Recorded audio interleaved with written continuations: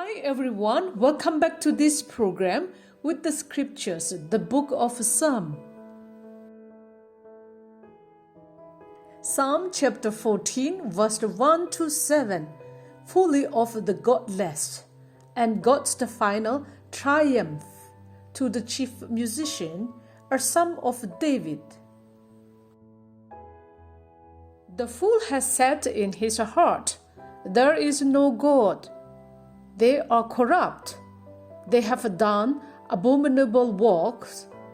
There is none who does good. The Lord looks down from heaven upon the children of men to see if there are any who understand, who seek God. They have all turned aside.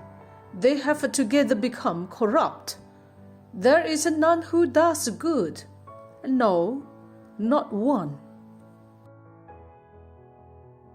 Have all the workers of iniquity no knowledge, who eat up my people as they eat bread, and do not call on the Lord?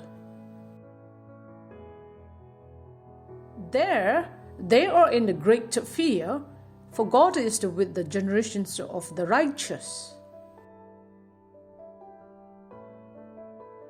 You shame the counsel of the poor, but the Lord is his refuge.